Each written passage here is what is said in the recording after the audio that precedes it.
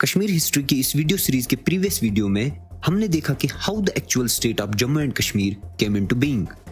Do you know the state of Jammu and Kashmir is a recent happening, it's only 170 year old.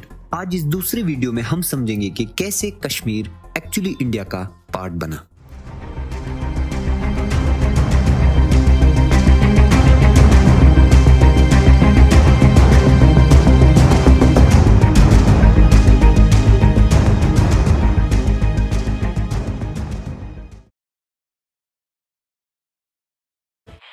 India at the stroke of midnight, 14th August 1947.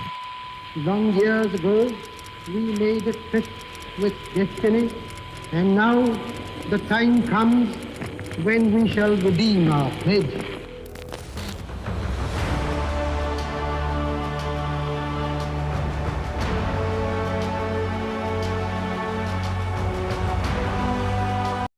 India की आजादी एक ऐसी destiny थी जिसको handle करना बहुत difficult था, क्योंकि with this independence came partition.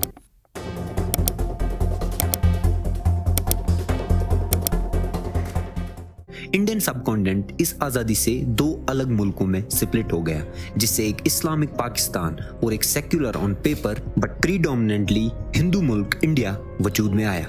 जब इंडियन सबकॉन्टिनेंट दो अलग अलग मुल्कों में डिवाइड हो रहा था, उस टाइम पर J&K, जो कि एक प्रिंसली स्टेट था, ये डिसाइड नहीं कर पा रहा था कि शुड वी ज्वाइन इंडिया और पाकिस्तान। इस बैफिलमेंट को समझने के लिए कि कश्मीर उस टाइम किस पॉइंट पर था, हमें थोड़ा सा पीछे जाना पड़ेगा।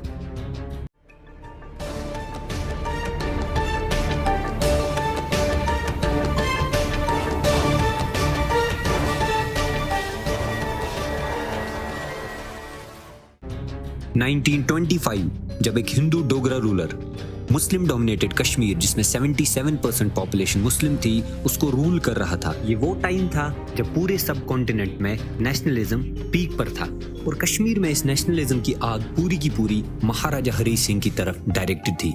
कश्मीरी मुस्लिम्स में मोनार्की को खत्म करने का आइडिया जन्म लेने लगा और इस नेशनलिज्म की वजह से कश्मीर में 1932 में एक पॉलिटिकल पार्टी जन्म लेती है, द मुस्लिम कॉन्फ्रेंस। इस पॉलिटिकल पार्टी को बनाने का मेजर क्रेडिट एक young dynamic Kashmiri leader Sheikh Mohammad Abdullah को जाता है। इस पार्टी के मेजर डिमांड्स सोशल और पॉलिटिकल रिफॉर्म्स थे। जल्दी ही इस पार्टी का नाम मुस्लिम कॉन्फ्रेंस से बदलकर नेशनल कॉन्फ्रेंस रखा जाता है, ताकि इसमें सारे कश्मीरीज, जिसमें हिंदूज और मुस्लिम्स दोनों शामिल थे, वो इंक्लूड हो सके। लेकिन जब कश्मीरी मुस्लिम्स को पाकिस्तान का सपना एक रियलिटी में कन्वर्ट होता दिखा, तो वो इस पार्टी और शेख अब्दुल्ला से डिस्कनेक्ट होने लगे और मुस्लिम कॉन्फ्रेंस को फिर से रिवाइव कर दिया गया। And finally any how in दोनों पार्टीज, मुस्लिम कॉन्फ्रेंस और नेशनल कॉन्फ्रेंस ने मिलकर क्विट कश्मीर मूवमेंट मोनार्की के खिलाफ लॉन्च कर दी। इस मूवमेंट को सप्रेस करने के लिए महाराजा हरी सिंह ने शेख अब्दुल्ला को 1946 में अरेस्ट करके जेल में डाल दिया। शेख अब्दुल्ला के अरेस्ट होने की खबर जब नेहरू ने सुनी, तो वो जल्दी ही कश्मीर पहुंच जाता है, क्योंकि वो शेख अब्दुल्ला का एक अच्छा पॉलिटिकल एलाई था। कश्मीर पहुंचकर नेहरू ने महाराजा से शेख अब्दुल्ला को रिलीज करने की डिमांड कर दी, लेकिन महाराजा ने अपने फोर्सेस को नेहरू को अरेस्ट करने का भी ऑर्डर दिया। And finally Nehru was unceremoniously sent back from Kashmir. July 1947 Mahatma Gandhi came to Kashmir. July 1947, Mahatma Gandhi came here. Mahatma Gandhi made a trip because they probably thought that Maharaja is undecided about accession. Sheikh was in jail. I was a student of SP College those days.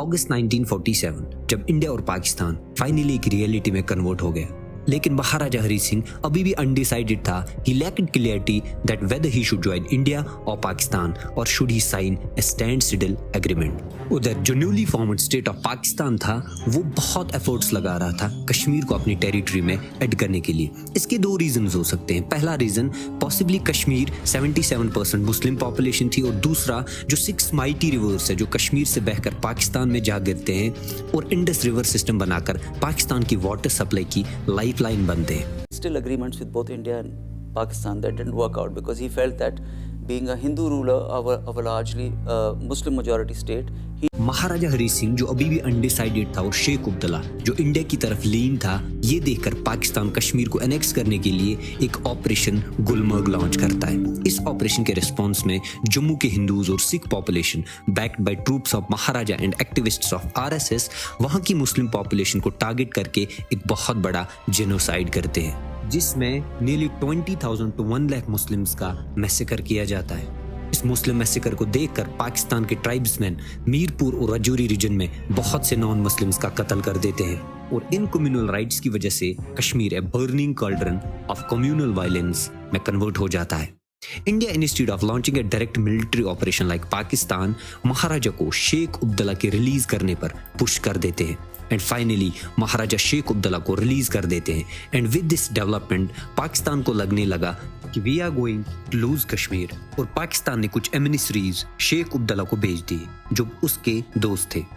वो शेख अब्दुल्ला को Pakistan join करने की सलाह दे रहे थे, but Sheikh Abdullah ने clearly mention किया कि first we want to remove Maharaja, then जो भी मुल्क हमारी डिमांड्स एक्सेप्ट करेगा हम उसके साथ एक्सीड हो जाएंगे।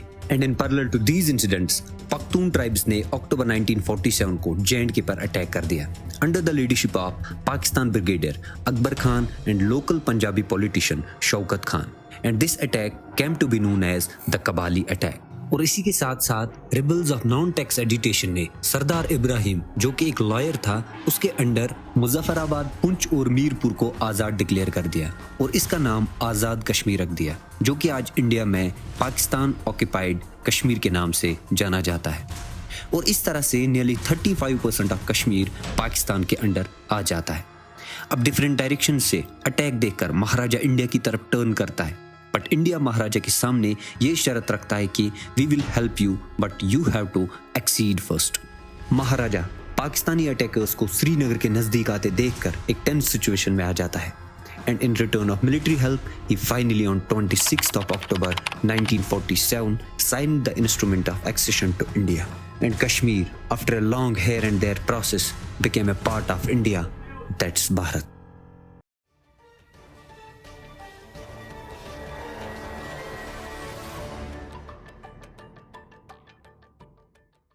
हम उम्मीद करते हैं कि आपको कश्मीर एक्सेशन की ये वीडियो सीरीज पसंद आई होगी। अगर आप चाहते हैं कि हम इसकी आगे की कहानी पर भी वीडियो बनाएं तो आप हमें कमेंट सेक्शन में बता सकते हैं। आप इस चैनल को सब्सक्राइब करिए, हमें फेसबुक पे फॉलो कीजिए। कश्मीर से रिलेटेड इन्फॉर्मेशन को हम आपके सामने ऐसे ही सिंपल लैंग्वेज में रखने की कोशिश करते हैं। थैंक यू, अस्सलाम वालेकुम।